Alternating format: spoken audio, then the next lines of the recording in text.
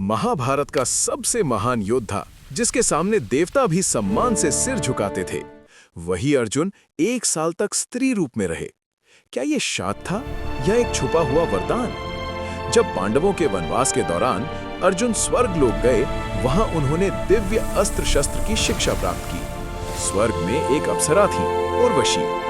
उर्वशी अर्जुन की वीरता और व्यक्तित्व से प्रभावित हो गईं। उन्होंने अर्जुन के सामने प्रेम प्रस्ताव रखा, लेकिन अर्जुन ने अत्यंत विनम्रता से कहा, देवी, आप हमारे पूर्वजों से जुड़ी रही हैं। आप मेरे लिए माता के समान हैं। ये सुनकर उर्वशी को बहुत अपमान महसूस हुआ।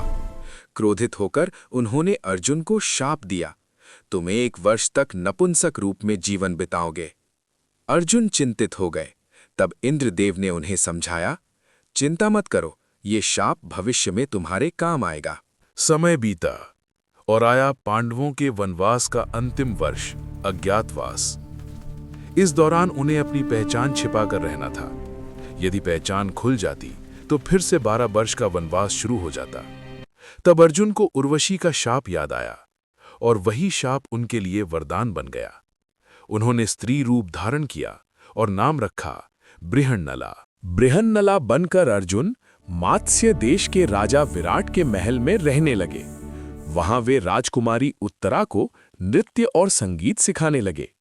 किसी को पता नहीं था कि ये कोमल स्वभाव वाली बृहन्नला असल में महाभारत का महान धनुर्धर अर्जुन है। कौरवों ने मात्स्य राज्य पर आक्रमण किया। राजकुमार युद्ध से घबरा गए। तब बृहन्नला ने अपनी असली पहचान बताई।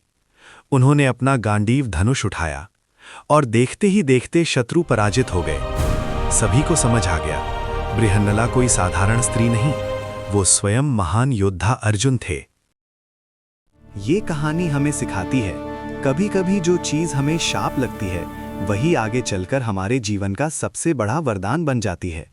और सच्चा वीर वही होता है जो समय के अनुसार स्वयं को बदल सके।